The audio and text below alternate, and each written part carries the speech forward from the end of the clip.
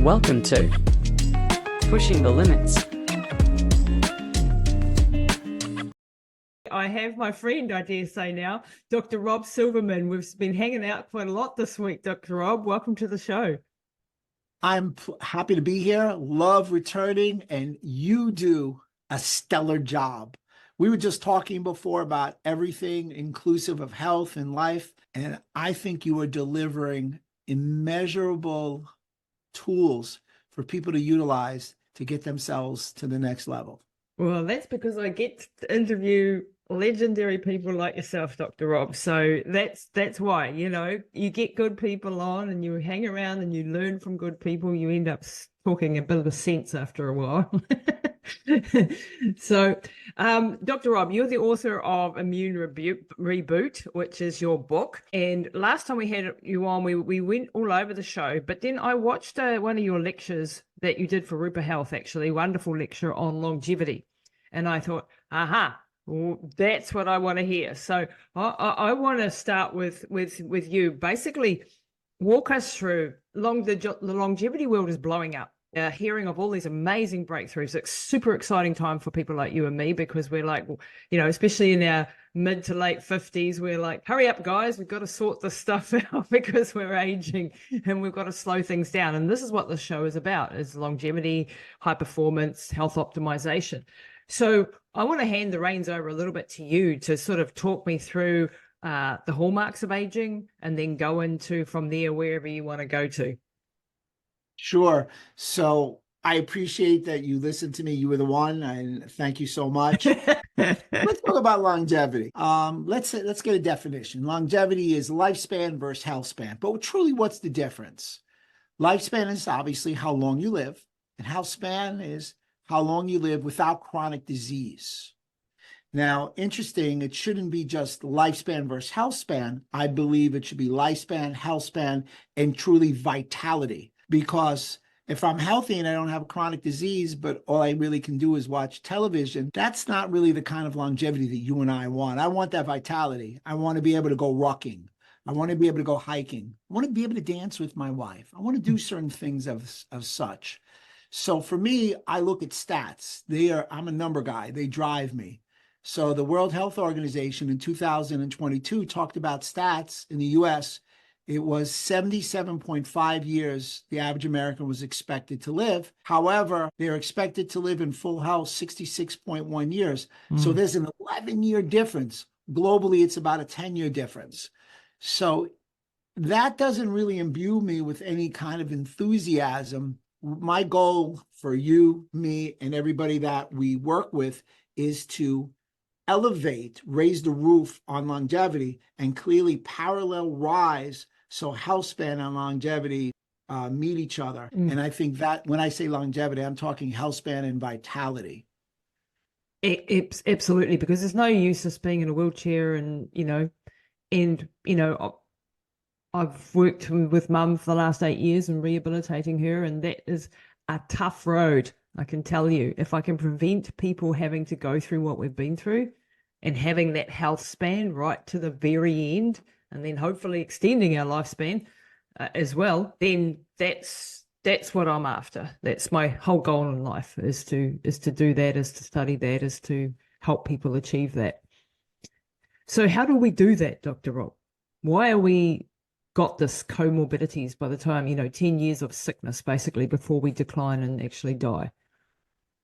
Well, the issue is that we have these things, as you referred to before, as the hallmarks of aging. So let me give you a litany of. Number one, you were so kind to mention my book. Obviously, I do believe that immunity is a critical element. That's why I have the idea of immune reboot. As everybody can see in the back, you want to press the red button, stop where you are, and reboot your immune system. And you want to be able to reboot your immune system and give yourself immune health, immune balance, immune resilience. That's the term you want to talk about. That is a fashionable term with longevity. Your immune system is resilient. It's flexible. It's variable. It's strong against multiple type of variations and pathogens. So that would be the first hallmark of aging. Number two, inflammation. That is my credo. I want to manage and modulate inflammation. I think the problem with many Americans and people around the world is that we're pre-inflamed. And one of the biggest inflammatory markers are food. Good food is a potentiator for health information. Bad food is a potentiator for inflammation. So we want to quell inflammation. We don't want to shut it off. We just don't want to let it rise or stay too long. You know, metaphorically, I like to refer to inflammation as cooking on a stove. So you put the food, you turn on the oven, you turn on the pilot light, and that pilot light cooks the food, you shut it off. Perfect scenario of the usage of inflammation. But what happens if I turned on the pilot light and I turned it too high? What would happen to the food in the dish or the food in the pot? The food in the pot would burn. Now, what happens if I left the inflammation on too long? All the other pilot lights, like a circulatory system, would all light up. So clearly, the ability to manage and modulate inflammation will enable us to cascade to good quality longevity, health span, and vitality. The microbiome. Now, you said the podcast is an hour. We could be here for 8 hours talking about the microbiome and still need more time. The microbiome, we're talking about our gut microbiome. 80% of our immune cell is in our gut. It's where our macro, our foods, and our micro, vitamins and minerals are absorbed. All health begins in the gut. As for Dr. Alessio Fasano once said, all disease begins in the leaky gut. So my goal is to keep your gut barrier pristine and allow you to have a strong, robust, biodiverse microbiome. The fourth hallmark of aging I like to talk about is mitochondrial dysfunction. And you, Lisa, know a lot about that because of your ultra-competitive, ultra-endurance sports. Your mitochondria has to work overtime. Mitochondria, powerhouse of the cell, as we all know. Mitochondrial dysfunction means that it's not optimizing the ability to make ATP. And when it doesn't optimize ATP, it makes excessive free radicals called reactive oxygen species. It has been stated that many of the neurodegenerative diseases that we talk about now, Alzheimer's, Parkinson's, and the such, have a mitochondrial dysfunction component to it. Something that's very unique for me because I'm a chiropractor. It's fascial injuries. How would I describe fascia? Has anyone ever pulled the skin of a chicken breast apart and there's the skin, here's the chicken breast, and there's this white film? That's fascia. This was Right? interesting. You've done it. No, fascia. Actually, just on that, you because you're a chiropractor, you know a heck of a lot about fascia, and some of your lectures I've been like, wow, I didn't know any of that about fascia. So tell us, it's 20% of our entire body weight? 20% of our entire body weight. It allows for what we call tensegrity, the ability to hold our body tight. Surgeons used to remove the fascia post-surgery, and that led to a lot of failed surgeries. They have since stopped that. Fascia connects to the skin, so it's the largest organ in the body. And it's the only organ that touches every system in the body. And it is an intracellular communicator. So you, Lisa, if you have a shin splint, or you, Lisa, have tennis elbow, and you have damage to the fascia, you're communicating inflammatory signals throughout your body. Because as we know, our body's an interconnected organ. So for us not to address fascial injuries may be an oversight on a lot of the practitioner's parts. The next thing I like to talk about is vagus nerve tone. I'm all about the vagus nerve. Love vagus nerve talks. Oh, it's been a conversation piece for the last 5 years. The vagus nerve, in that is cranial nerve number 10. It's in the cranium. It goes from the medulla oblongata down through the transverse colon, essentially the bottom of the brainstem going through the carotid foramen down through into the transverse colon. So basically in your intestinal region. It attaches to something called a neuropod, which enables it to communicate and sense what's going on inside your gut. So your vagus nerve is your main communicator from your microbiota to your gut to brain axis. It's the critical neurological impulse that allows you to speak from your gut to your brain and communicate with your superhighway to health. So it goes up 80 to 90% efferent. It's 90%, it's about 10 to 20% efferent on the way down. Vagus nerve tone has been depicted strongly in recent data as one of the key components to having long COVID and having many issues with breathing, heart rate, decreased heart rate variability, and digestion. So when vagus nerve tone is decreased, you're shutting off your digestion process because vagus nerve is a rest and digest nerve. It's a wine and dine nerve. Everybody's doing everything to stimulate vagus nerve tone or to equalize vagus nerve. Why? Vagus nerve is associated with what we call the parasympathetic nervous system. It's your wine and dine system, as I said before. You have two systems. You have a sympathetic, which is the accelerator in your body. It's your fight or flight. And you have the parasympathetic, which is your brakes. Yep. You want the right medium. I believe that vagus nerve tone, or appropriate vagus nerve tone, really exemplifies the idea of homeostasis. So if I went boo, and you went, vagus nerve shuts off, sympathetic goes up. Yep. If I say, Lisa, it's a great day, have a little wine, let's have the conversation like we were before, reflecting on life, up comes your vagus nerve, down comes your sympathetic nervous system. So they're more like a balance. They're a seesaw between the two.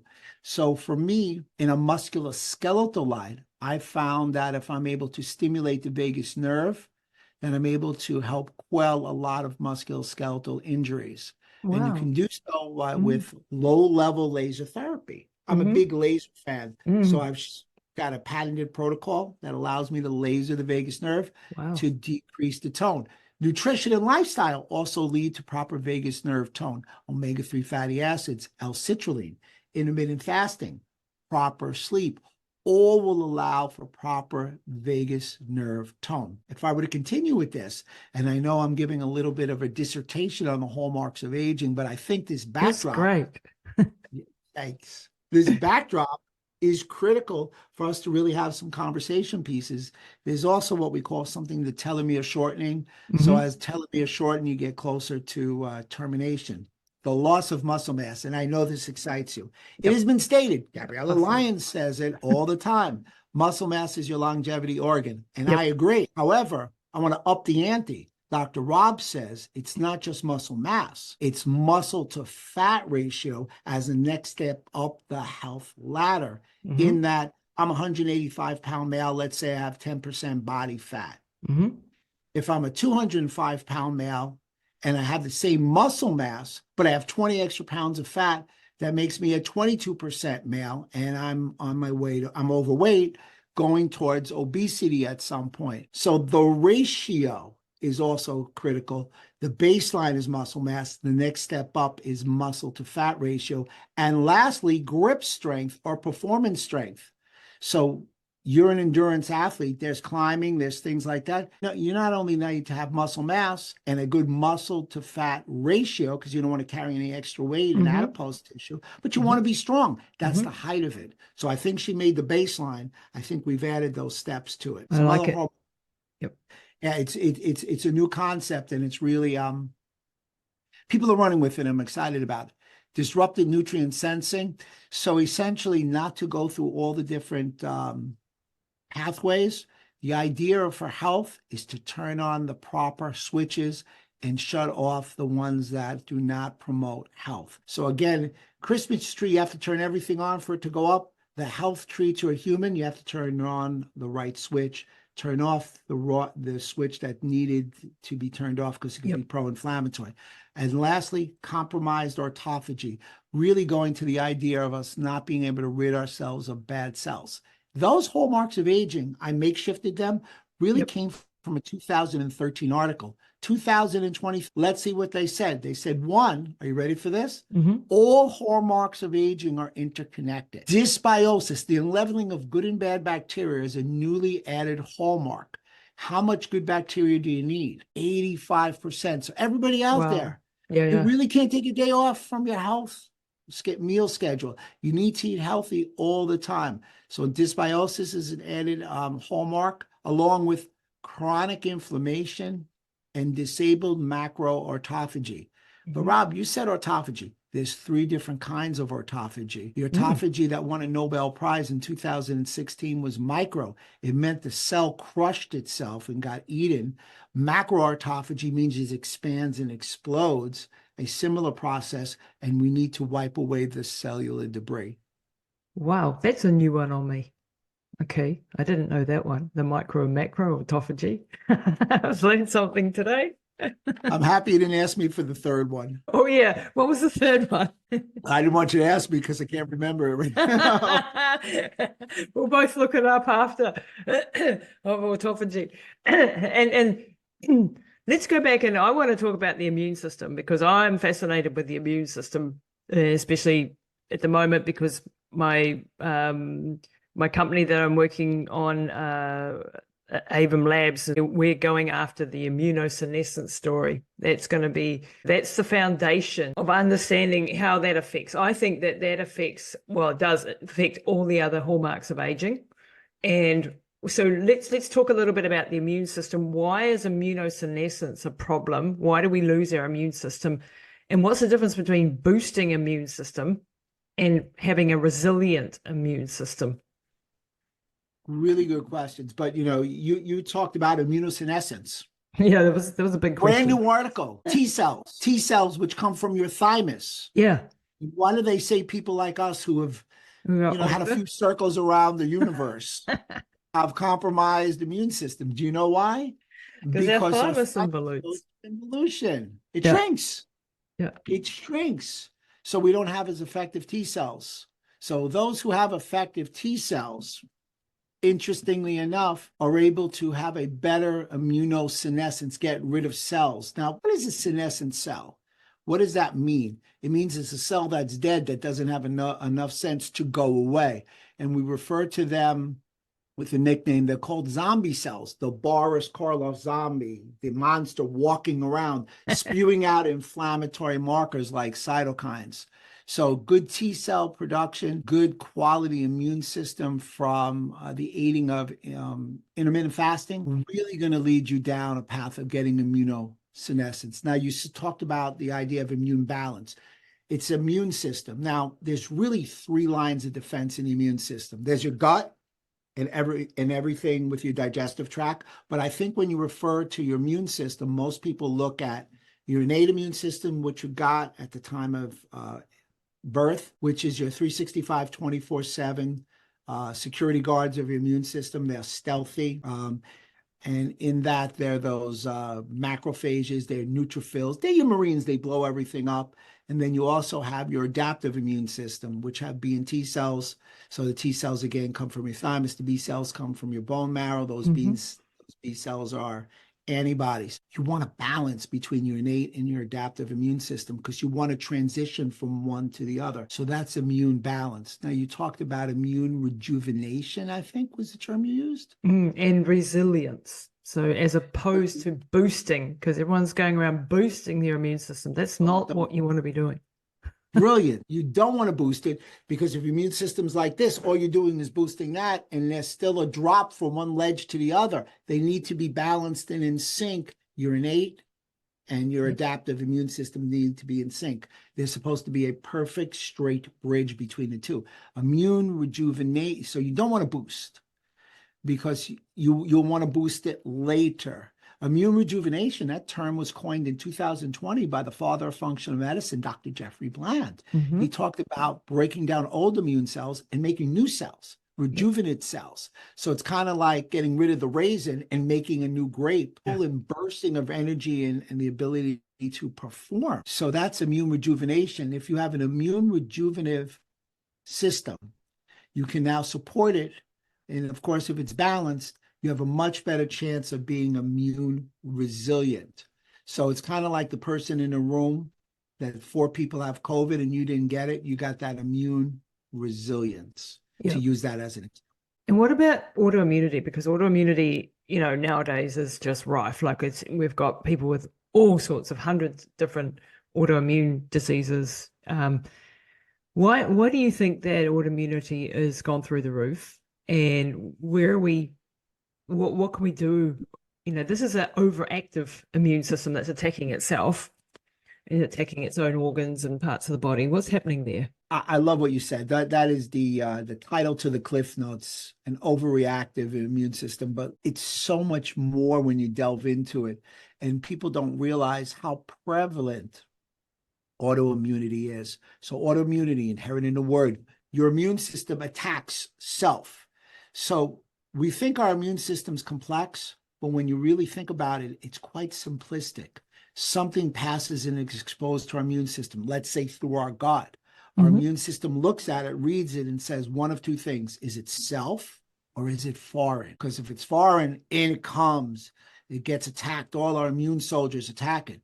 But if it's self, we let it flow through the immune system easily, without any disruption.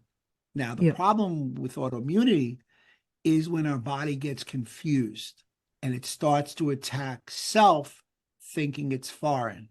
So a classic example of autoimmunity would be rheumatoid arthritis. Another classic example of autoimmunity would be lupus. Thyroid issues. Our body gets confused between the foreign substance that's passed and attacks different body parts and different body structures.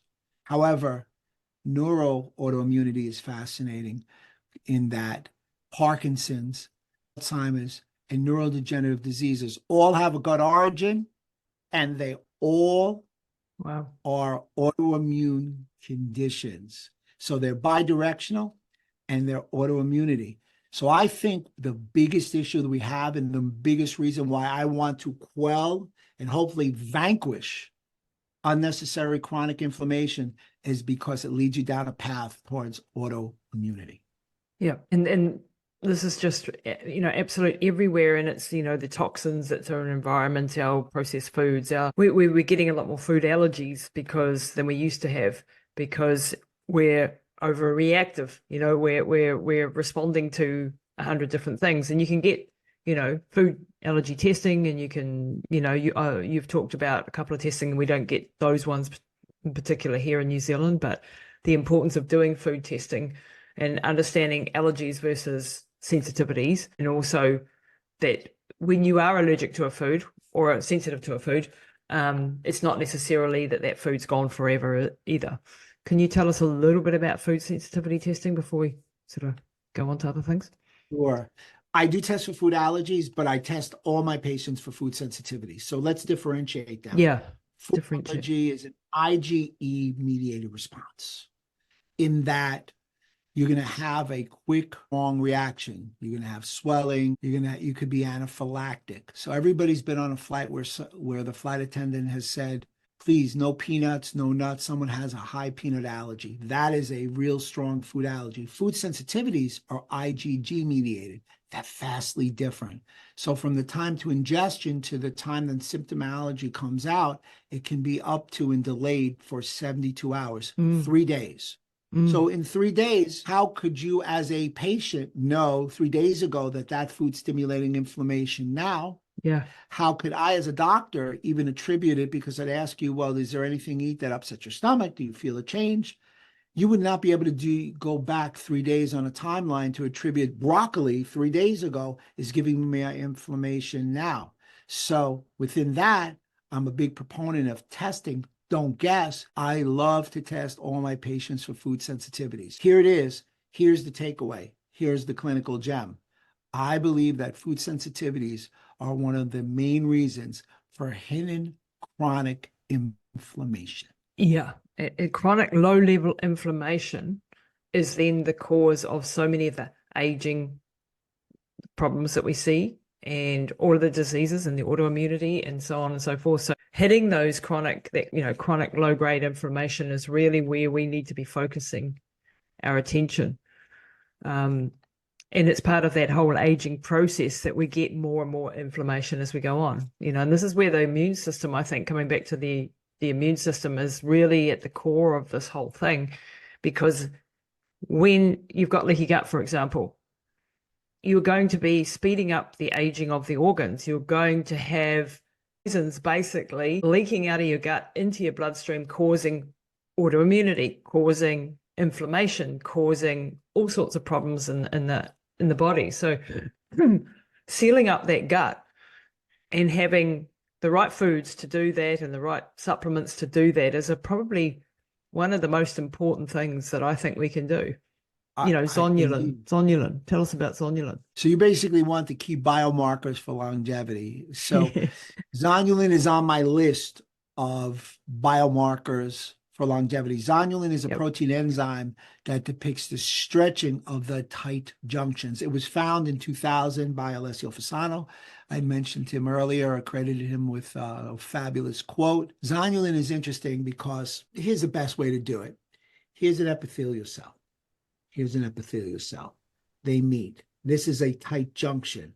It's like a fence around your backyard, and there's attachments at the gate.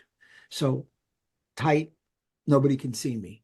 Zonulin is the functional pull of the tight junction, therefore making them more permeable, leading us down the path of leaky gut. However, if you want to go from a tight to a true loose junction, zonulin pulls hard enough that there's actually structural failure at the tight junction, which would elevate another protein enzyme called occludin. Then you would have a loose junction, and then you would have a more advanced case of increased intestinal permeability, aka leaky gut. Now, zonulin's interesting, and I know the reason you asked, and it was a great tee up, so I could hit the ball, and I appreciate that. In that, zonulin is a systemic inflammatory marker.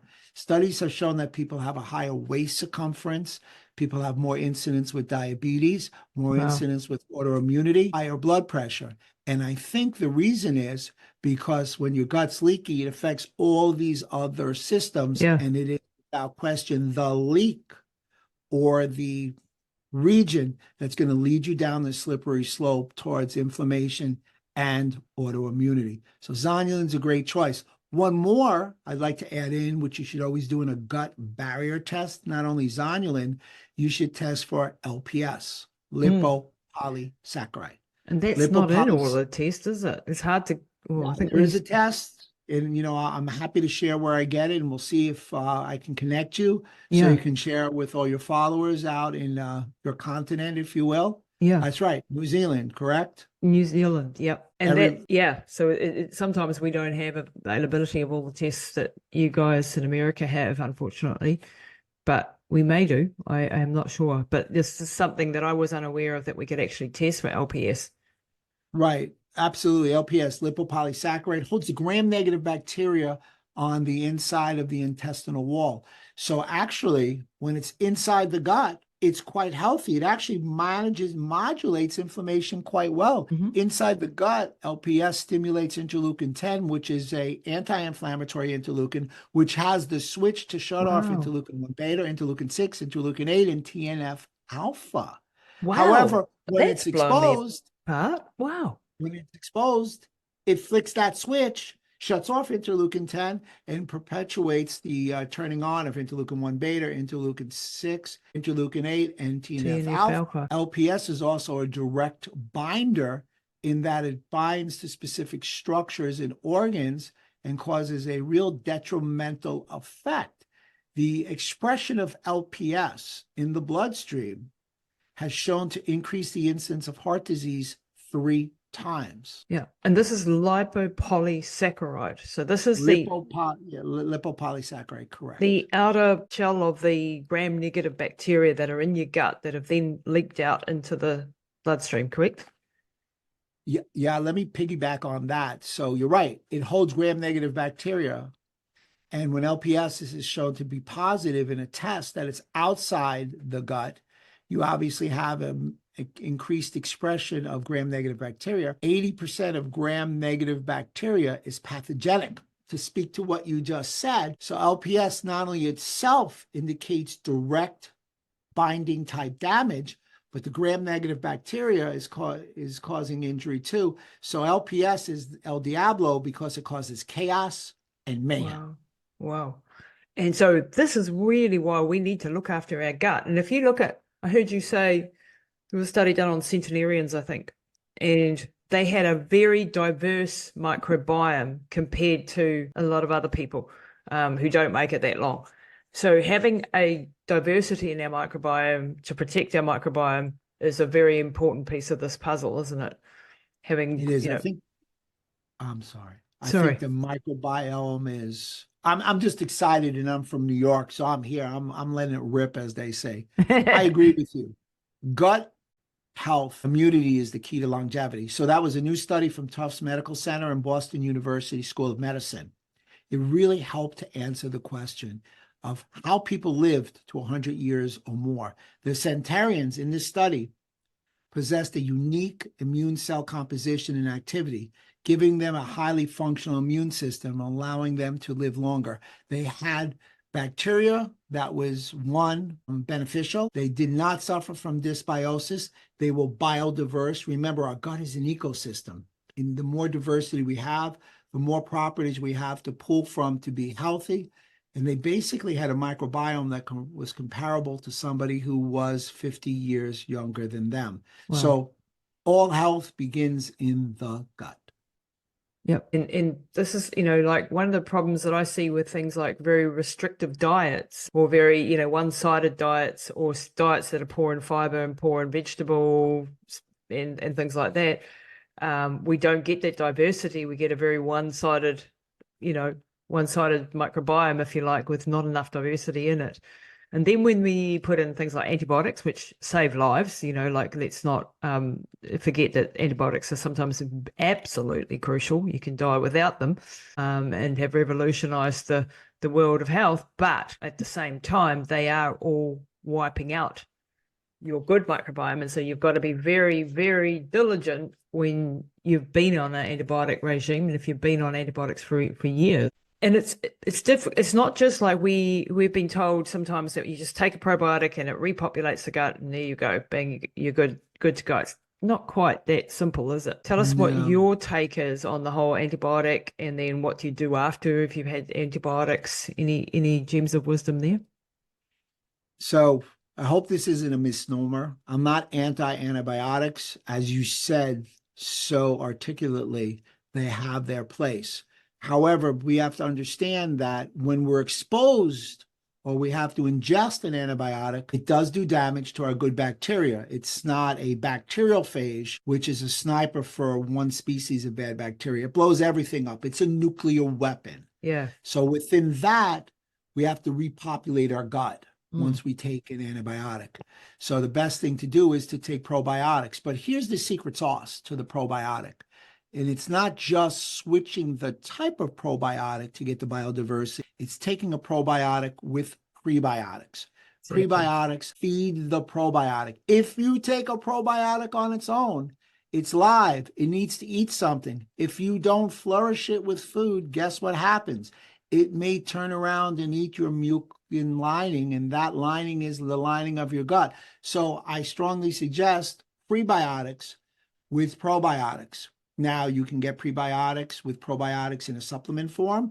You can also add to that by increasing your fiber content or your ingestion of fiber. The average American consumes 8 to 15 grams of fiber. We need 35 to 50. So clearly, we're really depressed.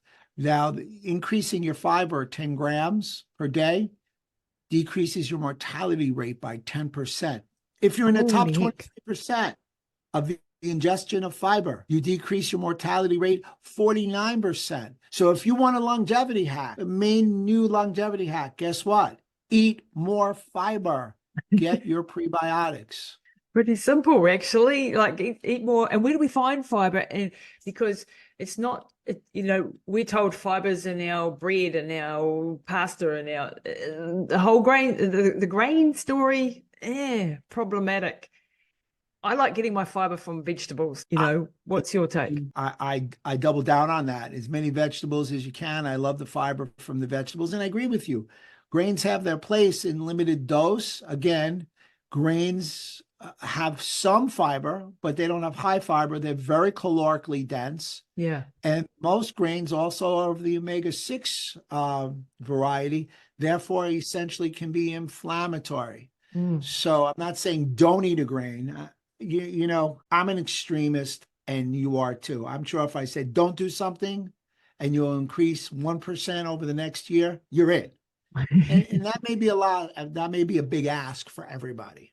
So I always try and do very few absolutes, but I will give you a few absolutes. And these absolutes are American absolutes. They're not in New Zealand because you have a different ecosystem. You have a different soil. In America, I would recommend my acronym, which is called GPS. I say it all the time. No gluten, no ultra-processed food. 63% of Americans consume their calories from ultra-processed food. No added sugar.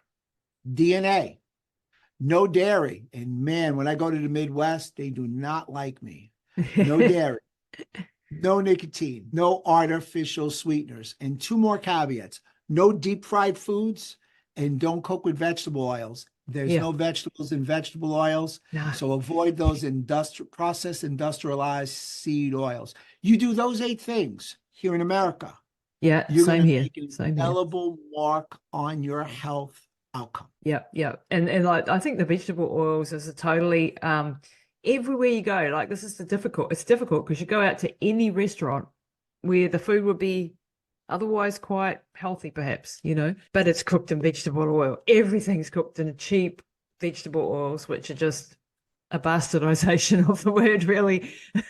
I'd love restaurants to start cooking with good quality cold pressed oils, avocado oils, even coconuts, even ghee would be better than industrial solvent vegetable oils that are wrecking the membranes of our cells, and the membranes of our cells are our building blocks of our body. This is such crucial stuff, and they hang around. Like if you said to me, would you rather have a vegetable oil that's bad or a sugar, and I had to have one of them, I'd have the sugar because it can burn off the sugar.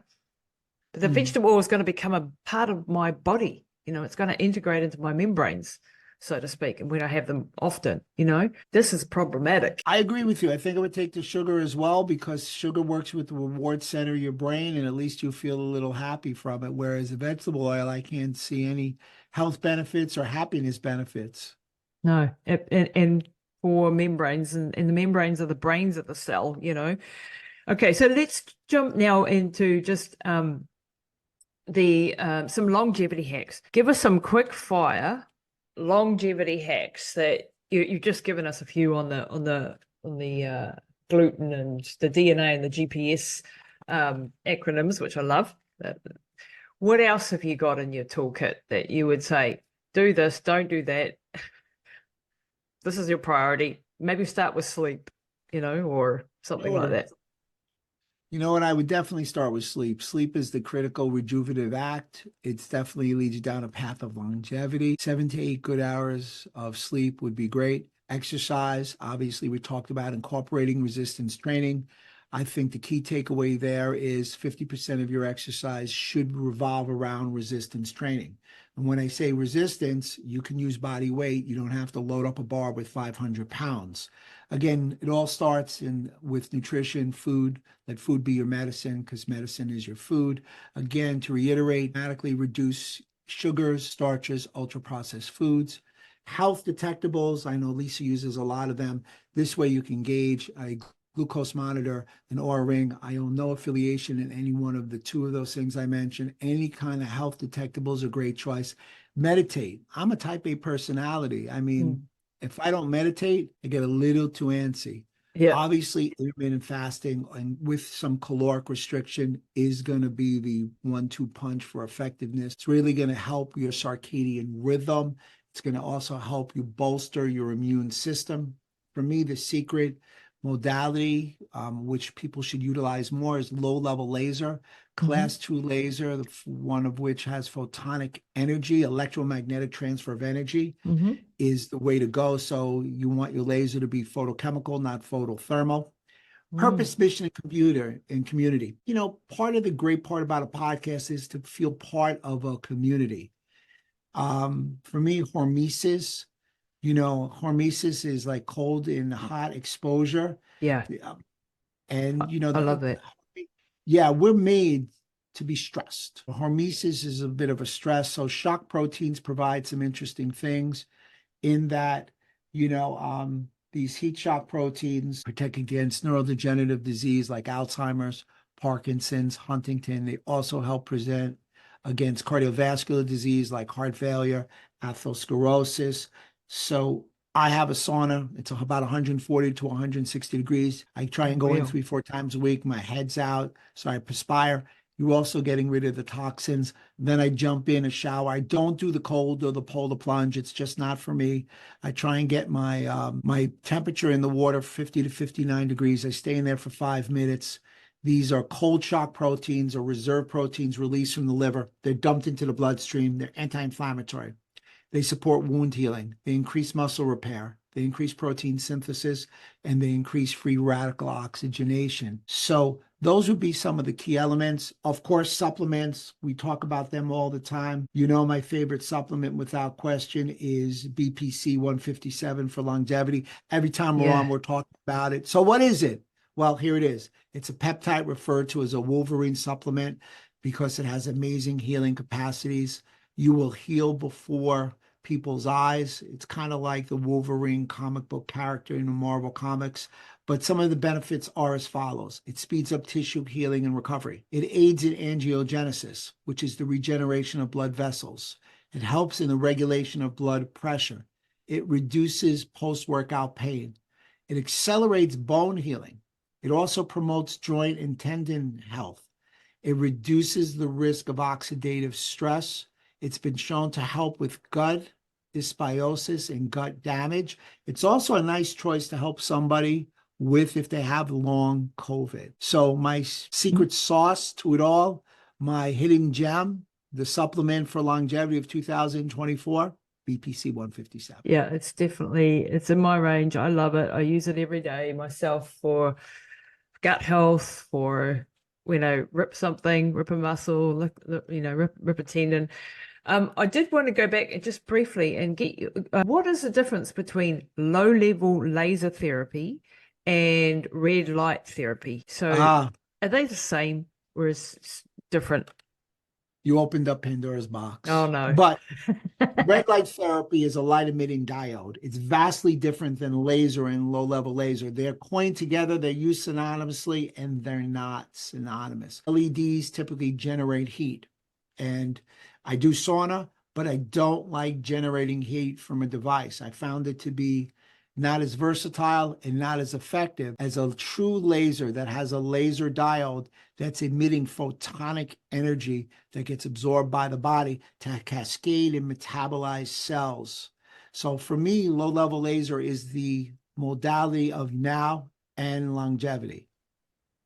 So can you get home-based low-level lasers, or are they only the sort of thing that you can do at your doctor's office that, The ones that I use are physician-oriented. However, we're able to get them to patients. Mm-hmm. So, for instance, if you were interested, I could get you a laser. Yeah, well, hey, I am very interested in finding out more, actually, maybe doing a deep dive with you on lasers and looking into it. I mean, I'm a big fan of red light therapy, but I need to understand the nuance and what the difference is with laser therapy to go deeper into that. Yeah, I would be definitely keen to do that. Well, we can definitely talk about that. Okay. I'd be happy to. I do a lot of laser with my patients. I happen to lecture on it, and I love it. And I think people do need to know the nuance. Yeah. We again, from America, if this person says this, the other person has to say something completely different. Yeah. That's not me. Maybe the device works, and maybe my device works differently, and I'd like to think that the device I'm talking about works better. But that doesn't mean the other thing is crap, as we say, because if you're better than crap, what are you? Yeah. And I just want to understand the nuance of all these different things, because they do, and I do find, when I'm interviewing like dozens and dozens of people, or hundreds over the years, not every scientist agrees with every other scientist or doctor. Like we all have our areas of rabbit holes that you've gone down, and where you have a really deep knowledge and other things. But low-level laser therapy, I'm really keen to find out more about that. So we'll have to maybe do a session on that at some point, and get you to share your amazing insights with that. Just before we wrap up, Dr. Rob, is there anything in the longevity, coming back to the longevity picture, that we didn't cover that you wanted to share today? I think there's one thing that I want to tell everybody, and that would definitely be the idea of the biomarkers of longevity. We kind of touched upon it, but I'd like to wrap up with that. Yep. So I believe that blood test biomarkers, so we mentioned these interleukin-1 beta, interleukin-6, interleukin-8, and TNF-alpha. They're inflammatory markers. If they're elevated, not only are you going to have failing health, possibly, you're also going to have musculoskeletal failures. So interleukin-6 and interleukin-8 can really indicate back pain and back injury. C-reactive protein, tissue inflammatory marker, and HSC reactive protein. The number one reason for high sensitivity C-reactive protein, which differs from C-reactive protein in that HSC reactive protein increases the inflammatory status of the artery wall, is visceral fat. Hemoglobin A1C, a marker, and my two genetic markers I think everybody should take. APOE4, which have that, right? I know we talked about that before, leads you down a path of a higher incidence of Alzheimer's disease, and you want to know the status of your MTR gene. We all have one, but are we methylating correctly? And that's a whole webinar to its own. Oh, yeah. Are we over-methylating or under-methylating? LPS, zonulin, mitochondrial dysfunction, maximum grip strength, LP(a), which is your cholesterol marker, which indicates you have a higher incidence of genetics towards heart attack, simple blood pressure, body composition, telomere length, VO2 max. So those are the markers for longevity I would want everybody to put on their list and take a look at it and test periodically. Yeah, and some of them we can get down here. Most of those we can, but not all. The interleukins, I think we're going to have to, that they're a bit more difficult. The other one that I'd add to that list would probably be homocysteine. That you know can check your homocysteine levels. I think should be a part of a standard sort of workup. See how you're methylating, how your cardiovascular risk is looking, all of these sorts of aspects. But all of those are really, really important. And one of the big common denominators there is that inflammatory. So it's that inflammatory picture. So doing things that are anti-inflammatory, and I'm not talking about NSAIDs and co. I'm talking about what are your favorite anti-inflammatory supplements or foods? Number one favorite anti-inflammatory supplements before we wrap. Yeah, you got to run. Fractionated fish oils, they allow for the resolution of inflammation. So pro-resolving mediators, because I think, I talked over you then. So SPMs. SPMs. Well, yeah, SPM is a little different. So pro-resolving mediator is the precursor to specialized pro-resolving mediators, virtually synonymous, but they do allow for the resolution of inflammation. They allow for the homeostasis of inflammation. Turmeric is a great choice. It decreases the expression of NF-kappa B, omega-3 fatty acids, vitamin D. Vitamin D is a virtuoso of sorts because it provides a swath of health-promoting properties. Pre and probiotics to keep your gut real healthy. Believe it or not, I would go with the last one, alpha lipoic acid. Alpha lipoic acid because it's such a strong blood sugar modulator. And I think that one of the major reasons for increased inflammation in America is high. Yeah. And berberine would be another one that I'd add to that. Berberine and ALA, very, very good for that, because that blood sugar regulation is probably one piece we haven't really touched on today, but that metabolic piece is absolutely crucial in keeping your blood sugars regulated and not, excessively high in insulin resistance and all of that sort of good stuff. Dr. Rob, you've been absolutely fabulous again. Can't wait to do it one more time. I'm sure we'll catch up maybe on low-level laser therapies or whatever you're into at that point. But you're an absolute treasure trove. I love learning from you. Thank you so much. Thank you. Remember, the key to longevity is turning on the health switches. The master switch is having a robust, resilient immune system. Amen. Thanks, Dr. Rob.